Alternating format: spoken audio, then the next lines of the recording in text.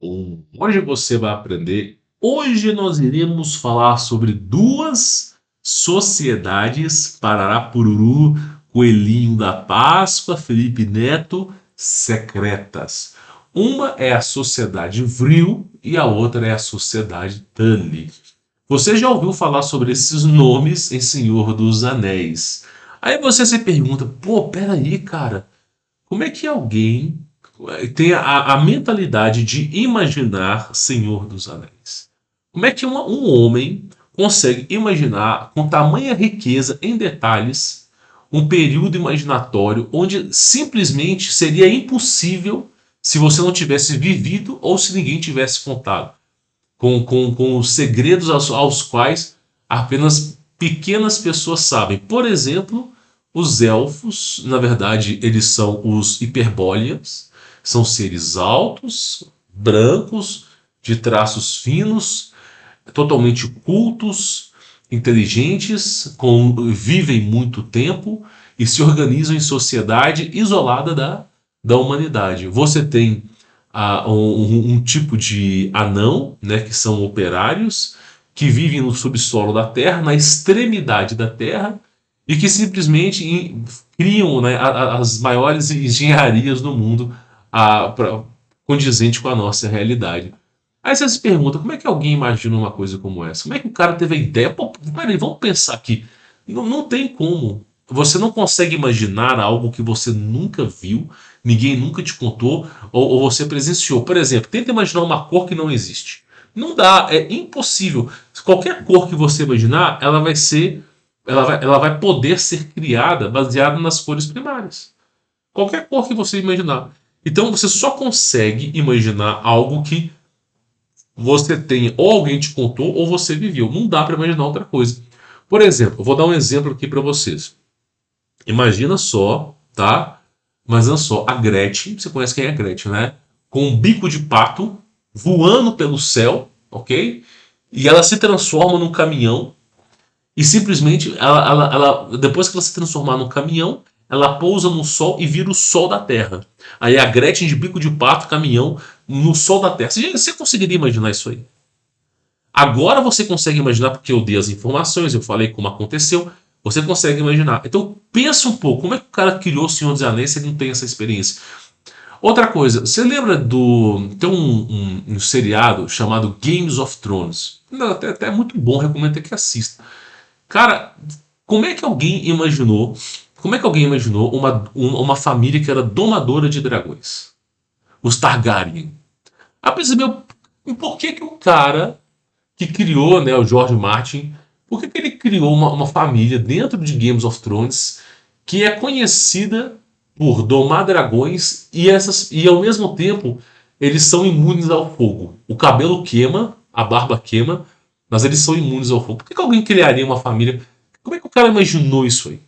Aí nós temos uma coisa. Existe uma coisa chamada Biblioteca de Alexandria que foi queimada. Pois bem, a história de Targaryen, do pouco que sobrou, era uma família que vivia aos berços de Roma e era domadora de dragões. Na verdade, dragão é um dinossauro, né? A verdade é essa. A gente tem a concepção que o dinossauro veio há bilhões de anos, mas não é. Então, essa família de Targaryen eram os domadores, né, desses dinossauros. E eles voavam pelo céu e, né, colocavam a prontidão, né, para o exército romano o uso desses dinossauros. Não é a primeira vez que se usa um dinossauro em guerra, tá, pessoal? Tem quadros que já demonstravam sobre isso, usando mamutes, usando outros animais. Então, o que acontece é o seguinte: os Targaryen é uma família tradicional que veio do berço de Roma. Essa família se chama Targaryen. Incrivelmente, o sobrenome dessa família, de qualquer um que viveu naquele, era Targaryen. E o emblema deles era o emblema vermelho do fogo. Então, você acha que George Martin ele imaginou? Ah, mas vamos imaginar. Ou você acha que ele pegou de algum outro lugar, de uma fonte desconhecida, hein? De uma fonte desconhecida. Pois é. Então, muito do que você conhece hoje em Senhor dos Anéis, em Games of Thrones, muita coisa veio de livros que não estão acessíveis ao público, mas que se encontram com os druidas, que se encontram com os dominadores do mundo, tá? E muitas vezes esses livros eles são utilizados para fabricar filmes, tá? Por isso que você tem o Tocha Humana. O que é o Tocha Humana? Ou simplesmente o Homem de Ferro. Homem de Ferro, na verdade, é a história de Tubal-Caim. A história, meu irmão, é exatamente a história de Tubal-Caim. Não tem nem como negar esse fato. Você é um príncipe, você entra contra a sua vontade numa caverna, você é guiado por um ancião até o fundo da caverna. Você, do fundo da caverna, você emerge à sociedade com muita tecnologia e você é capaz de voar e alcançar os céus. Essa é a história de Tubal-Caim resumida, cara. É a história. Ou seja, é praticamente a história do Homem de Ferro. A história do Tocha Humana, você tem ali na América do Sul, na América Latina, você tem ali a Argentina. A Argentina tem um lugar chamado Fim del Mundo, né? Uma região onde você não pode acessar uma certa ilha, né? Quer dizer, você pode acessar, mas a ilha que eles mostram não é verdadeira. E nessa terra chamada Fim del Mundo era conhecido pelos homens que voavam, né? Então o cara ele estava num formato humano. Não sabemos como isso acontecia, mas nós sabemos que os Targaryen não pegavam fogo, meu irmão. Os caras não pegavam fogo quando eles eram imunes ao fogo. Então, no fim do mundo, tinha seres humanos que se transmutavam em alguma coisa de fogo, voavam aos céus e quando voltavam ao estado original. Não sabemos se isso era um traje ou se isso era os caras fazendo. Mas sabemos que os caras voavam aos céus, que eles foram conhecidos como os caras que voavam ao mundo. E aí eu digo pra vocês, imagina só, como é que esses caras, como é que os caras imaginam isso? É porque provavelmente eles tiveram acesso à informação. Então, como diria Jesus Cristo, não há nada novo debaixo desse sol, né? Então nós vamos falar hoje sobre duas sociedades, Parará, Pururu, Coelhinho da Páscoa, secretas, que basicamente fazem essa referência. Claro, né, essa página aqui ela ainda está no ar, mas é uma página que foi criada acho que em 2005, tá? São páginas antigas. Isso aqui e essa 2005 não, desculpa, tá? 2009, perdão. E basicamente o buscador não encontra essas páginas mais, tá? Porque ele vai falar aqui sobre as sociedades, né, do Bigodudo e eu vou falar um pouco sobre elas aqui. Mas alguns fatos curiosos antes de eu me aprofundar nesse assunto aqui. Antes de eu me aprofundar, só para vocês terem mais ou menos uma ideia, tá? Eu já conheço essa história de cabo a rabo. Mas olha só, eu vou colocar a palavra aqui, ó. Olha só. Isso é interessantíssimo, ó. O explorador polar Olaf Jansen e outros disseram que a água no interior da Terra era doce. O que poderia explicar por que o gelo ártico e da Antártida é feito de água doce, não de água salgada. A gente parou pra pensar nisso? Vamos tentar refletir uma coisa? Vamos tentar refletir uma coisa? Por que que o gelo... Agora entra uma questão. Por que que o gelo... Se o mar é salgado... Pensa comigo. Se o mar ele é salgado, é uma água com muito sal, porque tem que ser condutor elétrico, por que que o gelo ele não tem sal? Se ele é a solidificação, mas é porque a água tem um processo químico que quando ela se congela, ela basicamente tira o sal. Claro, pega um copo d'água, coloca em água com sal, bote no congelador e depois você prova para mim, tá? Para ver se o sal foi embora. Não tem nada a ver, ela é congelada junto com o sal. Vai demorar mais, né? Mais ou menos para congelar, mas vai congelar junto com o sal. Por que que o gelo ele é doce, né? Então essa e algumas coisas que são interessantes a serem faladas aqui. Mas o que eu queria trazer para vocês, e assim, para o vídeo não ficar maçante, é isso aqui, ó. Vou colocar aqui esse texto aqui, ó, olha só. Para mostrar que a história dos arianos hiperbóreos não foi totalmente inventada, olha só, os caras com argumento científico, né? Gostaria de citar dois exemplos. Quando os espanhóis, sob o comando de Pizarro, chegaram à América do Sul em 1532. Os nativos os chamavam de Ivicarochas, senhores brancos. De acordo com suas lendas, havia uma raça superior de brancos muito altos, que na verdade é praticamente com os elfos, tá? Que séculos antes desceram do céu em discos voadores eles governaram por muito tempo em algumas das cidades. E quando desapareceram, prometeram voltar. Né? Então, assim, homens altos, né? Eu falo que são gigantes, brancos, vieram do céu com um disco voador e governaram aquele povo que os espanhóis estavam indo para colonizar. Olha para tu ver, meu irmão. Quando os espanhóis de pele clara chegaram, os nativos pensaram que eram os Ivicarochas voltando, e portanto no início deram-lhes de bom grado seu ouro. Ocorrências semelhantes ocorreram quando os primeiros viajantes brancos chegaram ao Tibete e outra região do Himalaia. Eles foram examinados com espanto pelos tibetanos e perguntado por que eles vieram de baixo, ao pé das montanhas, e não por cima, como costumavam fazer. Ou seja, vieram através dos discos voadores. Tá vendo? Tá vendo como é que no mundo inteiro fala a mesma coisa, cara? Mesma coisa. Aí fala o seguinte, e tá aqui o livro, é o capítulo 32, né? Um dos livros do que foi escrito por Bigodudo, né? Além do fato, né, desse ser aqui que apoia o Bigodudo e seu parceiro do cartel, né, do óleo, né, que você conhece essa família aqui muito bem, não preciso falar, acendeu as chamas contra os bigodudos, né? A Ford Motor Company, por exemplo, ajudou a construir um exército americano, enquanto ao mesmo tempo produzia na Alemanha veículos militares para os nazistas. Eu vou falar essa palavra aqui só uma vez. Então, olha só, a Ford trabalhando para os dois lados, né? Mas é porque eu falo, essas guerras são de mentira, pessoal. Elas são arquitetadas. Aí fala também que a Ford e a Opel eram subsidiárias, né? E as duas maiores produtoras de tanque na Alemanha para o bigodudo. Seja qual for o resultado da guerra, essas empresas multimilionárias já haviam feito seus cortes. Muitas empresas seguiam esse princípio durante a Segunda Guerra Mundial. Meu irmão, a Segunda Guerra Mundial foi pequenininha. Ela foi pequenininha. Eles contam para você que ela abalou o mundo. Meu irmão, sabe essa guerra eu não posso falar a palavra aqui, né? Mas da Ucrânia, Pararapururu, Nia e da Rússia? Mesma coisa da segunda. Você acha que morria quantas pessoas por dia nessa guerra Meu irmão, morria 5, 6 pessoas por dia. Ela foi muito noticiada, muito. Sei o quê, mas uma coisa pequena, entendeu? Não era grande assim que vocês imaginam. Não era grande assim. Assim, era maior do que hoje, mas não era grande. Meu irmão, eu garanto pra você que o Iraque lá, Bagdá, esses lugares que foi invadido pelos Estados Unidos, né? Outra coisa também, aquela região que foi bombardeada pelos Estados Unidos, acho que foram 6 bombas por minuto, né?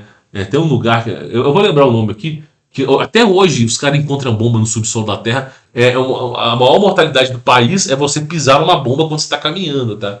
Depois eu vou falar o nome disso aqui. Como é que era o nome dessa. Eu vou lembrar o nome aqui, tá?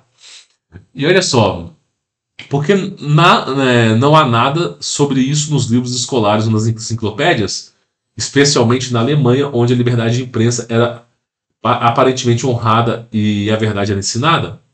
Uma das razões é que a fundação, você sabe muito bem, né, gastou muito dinheiro naquela época. Isso aqui é muito mais do que vale hoje, tá? Naquela época, em 1956, para apresentar uma história oficial da Segunda Guerra Mundial que cobriu toda a história de banqueiros americanos construindo o seu regime, né? Bem como o oculto e místico plano de fundo dos bigodudos, né? Um dos principais patrocinadores daquela época, né? Adivinha quem que era? Adivinha.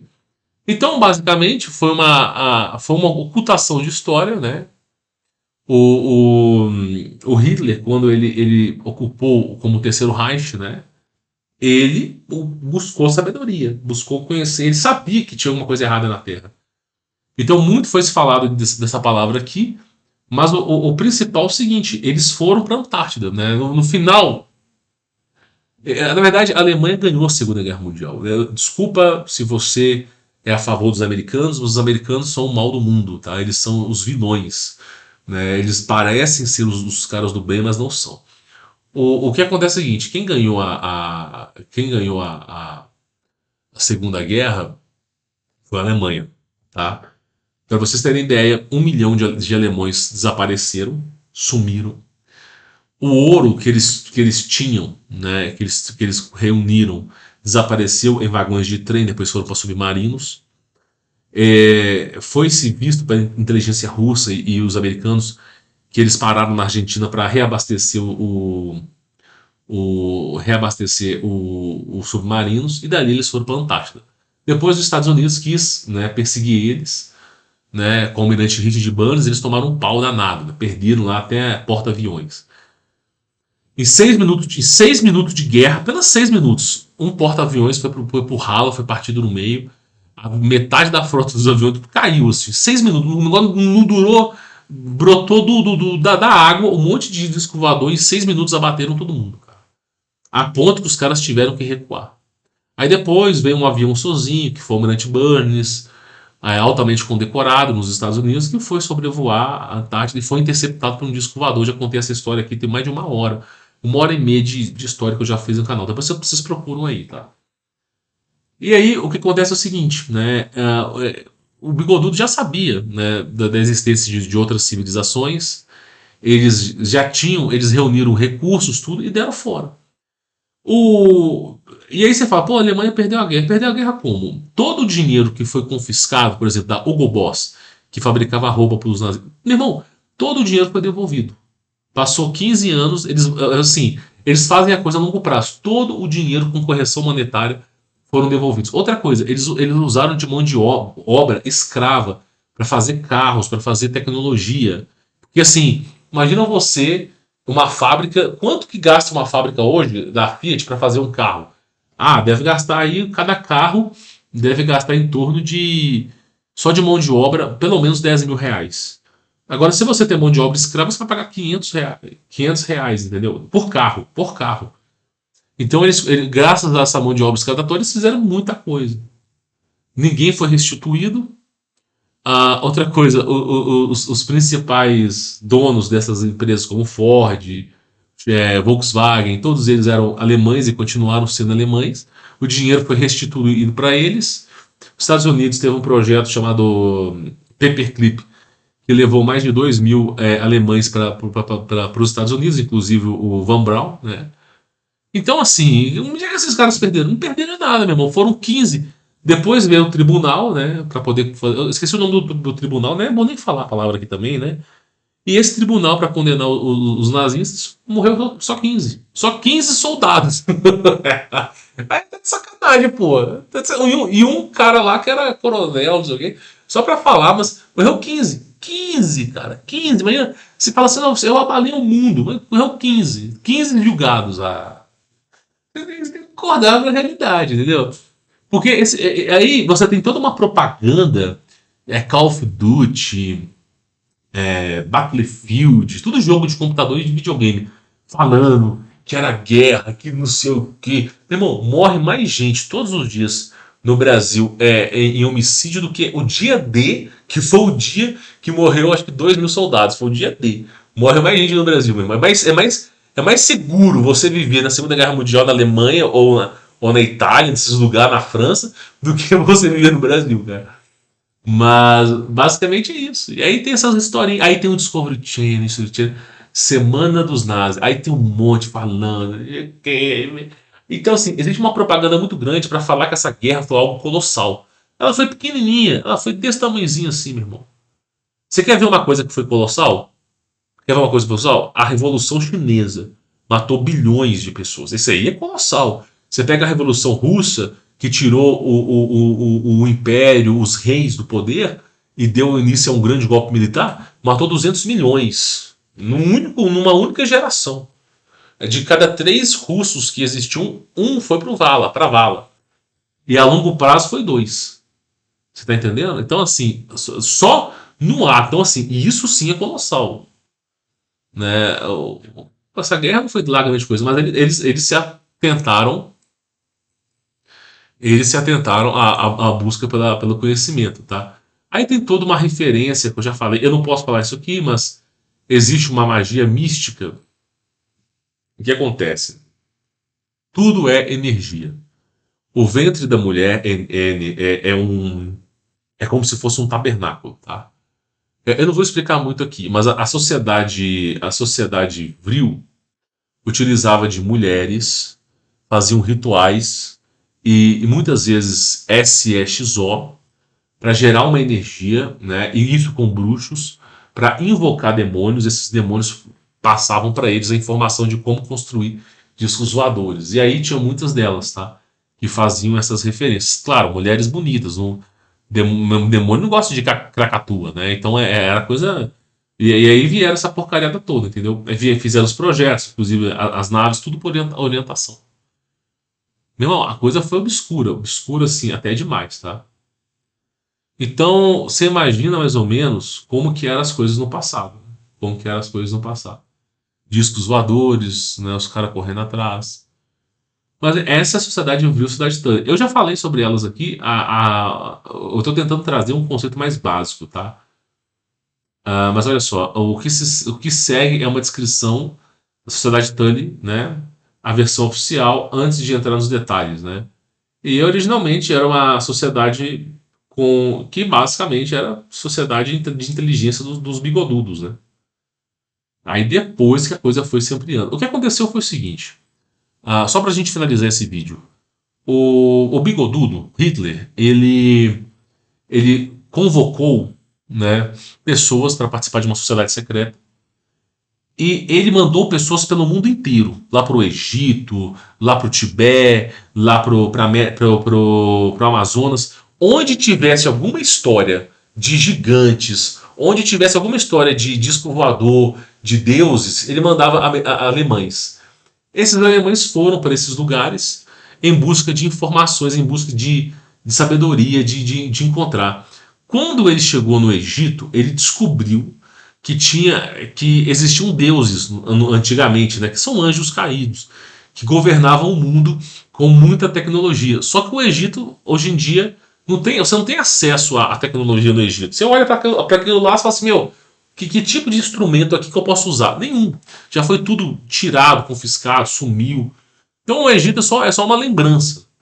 Aí quando ele foi para o Tibete, ele percebeu que os tibetanos, sabe, assim, no primeiro momento não, mas depois de um ano e meio, já fazendo amizade com os tibetanos, ele descobriu uma história chamada Shambhala, que até deu origem, eu acredito que até deu origem à Cabala. Eu não sei, eu não vou afirmar muita coisa aqui não. Mas nessa história não é Cabala não, Shambhala, são seres que vivem no subsolo da Terra e que dizem serem a raça abraâmica, né? E, inclusive com Deus Javé, que é aquele livro da Smoke God, né, fala sobre isso. E aí, cara, ele descobriu que tinha um subsolo da Terra, que tinha essa civilização, ainda estava na Terra e tinha grande tecnologia. Então, por Shambhala, ele já descobriu isso, né? Ele já descobriu. Outra coisa, ele descobriu que existiam acessos no subterrâneo do Brasil também, né? E aí eles começaram a fazer os seus investimentos para poderem viajar para esses lugares. Então, lá em Shambhala, eles tiveram conhecimento que existia, tentaram ir pelo subsolo de Shambhala, só que a cada 15 graus que você desce no subsolo, aumenta a temperatura 1 grau. E aí, lembra que eu falei, ela vai aumentando, depois chega um magma e depois esfria novamente. Então os caras não conseguiam ter acesso, era muito, muito precário, eles não conseguiram acessar pelo subsolo. E aí ficou aquela conclusão, como é que nós vamos acessar esses caras? Aí começaram a usar o que aprenderam lá em Israel, né? Com o livro de invocação de demônios de Salomão e outras coisas. Começou a falar assim, ó, vamos contactar esses caras de uma outra maneira. E aí utilizaram, né, de energia espiritual, que muitas pessoas acham que é ficção, né? Utilizaram e começaram a fazer esses rituais, né, sob a orientação de pessoas que já tinham esse conhecimento. Então ele contratou os maiores bruxos e magos do planeta inteiro para poder fazer para se contactar com esses caras. Aí, né, fiz aqueles rituais, sociedade viu exatamente isso. E aí viu por causa disso aqui mesmo, tá? E basicamente eles conseguiram contactar essas entidades, esses caras, e foi feito um acordo, né, para que eles fossem para a Antártida. Aí sim o Bigodudo mandou alemães para a Antártida, fizeram uma base, fizeram uma infraestrutura, receberam ajuda e começaram a fazer. Provavelmente fizeram algum acordo com troca de ouro, alguma coisa desse gênero, para obter tecnologia, né? E o Bigodudo almejava a raça ariana, a raça perfeita. Que na verdade nunca foi a raça dele, foi sempre esses seres que estavam presentes lá. E aí foi feita essa tecnologia, começou o desenvolvimento de discos voadores, só que já estava no final da guerra, né? E aí eles foram para a Antártida, levaram todas as suas riquezas, tudo que eles tinham para lá, deixaram só a borda do negócio para as pessoas. As maiores mentes do mundo eram dos alemães, os maiores cientistas do mundo, né? E o que aconteceu foi o seguinte, cara. Eles se estabilizaram na Antártida, quando os americanos tentaram atacar eles, duas naves, né, dois discos voadores dos bigodudos, basicamente emergiram do oceano e derrubaram lá o exército americano, inclusive o porta-aviões, né? Aí teve aquela interceptação do Almirante Burns, que foi lá e conversou com os caras, né? Principalmente com os hiperbóreos. E quando o Almirante Burns voltou, ele assim, a história oficial diz que esses caras são muito bons, esses caras são maravilhosos, e não sei o que, babá. Eles querem o bem do mundo. Só que a pauta que estava no Congresso era assim: como vamos bombardear com bombas nucleares a Antártida? Não tinha uma segunda opção. Não tinha assim, vamos dialogar. Não tinha. Eles queriam bombardear com bombas nucleares. Por quê? Porque os discos voadores eram muito mais poderosos do que eles podiam ter. E as bombas nucleares, se mandassem 1000 e uma caísse e devastasse com tudo, já era o suficiente para poder resolver esse problema. Então eles não tinha pauta, se nós vamos bombardear ou não. Era assim, nós vamos bombardear, mas como que nós vamos bombardear? Então essa que era a pauta. E aí foi em 1952 que aconteceu um evento chamado UFO Incident, onde a Casa Branca foi cercada de OVNIs, onde a casa dos generais, dos almirantes, de todo mundo que é importante foi cercada por OVNIs. E aí desceu um OVNI na Casa Branca, né? Saiu de lá uma pessoa, né? Eu acredito que foi até o comandante, o cara mais importante, e tiveram uma conversa durante algumas horas, não sei se foi uma hora, algumas horas, e esse cara voltou para a nave voadora. Depois disso fizeram um acordo, né? Tratado das Antártidas, que ninguém pode ir para a Antártida, ninguém, todos os países, inclusive os Estados Unidos estavam em guerra com a Rússia, né? A famosa Guerra Fria, e os dois, os caras querendo se matar com bombas nucleares, os Estados Unidos e a Rússia, né? Aí de repente, ó, vamos dar 2x aqui, porque o senhor do mundo, que tá muito acima de nós, pediu pra gente fazer esse acordo. Aí os caras se reúnem, fazem um acordo da Antártida e voltam pra guerra. Meu irmão, imagina, né? Imagina o nível que é a coisa. E aí depois nunca mais se ouviu falar da Antártida, meu irmão. Aí a versão oficial, que eles foram com pinguins pra Antártida, mas ninguém leva 4.000 soldados, ninguém leva um porta-aviões, ninguém leva tanque de guerra pra poder combater pinguim, né, mesmo? Não é os pinguins de Madagascar, né? Madagascar. Então essa é uma das histórias, cara. E aí a sociedade Tully foi a sociedade tecnológica do Bigodudo, e Avril foi essa energia espiritual, né? Inclusive a Helena Blavatsky, ela deu origem, né, em sua sabedoria pagã através da sociedade Avril, cara. Só pra vocês terem mais ou menos uma ideia. Então essa é uma das histórias, tá? Uma das histórias que se é falado, né? E aí tem esse símbolo aqui, ó, né? E é isso, meu, se você tatuar isso aqui no seu corpo, bate até polícia na sua casa, né? Mas isso aqui não tem a ver com preconceito, não é nada disso, não. Isso aqui tem a ver com tecnologia, né? Mas eu que não tatuo nada disso aqui, meu irmão, nem uso nada disso aqui, mas isso aqui representa o sol negro, tá? É porque o Bigodudo descobriu que o sol ele é elétrico, que o sol é um portal, e a energia que vem do sol é a energia do sol negro, né? E aí tudo se baseava nessa energia éter. E aí o cara começou a manjar tudo, cara. E aí esse é o símbolo dos caras lá. Espero que esse vídeo tenha elucidado a mente de vocês. Foi uma conversinha. Se eu for detalhar etapa por etapa, isso aqui dá uma série de 10 horas, cara. Se eu for etapa por etapa falar sobre essas sociedades aí, tá bom? Bom, vou ficando por aqui. Quem quiser conhecer meu trabalho já sabe, né? Links aí na descrição. Você vai ficar sabendo quando haverá novas vagas. Fique na paz.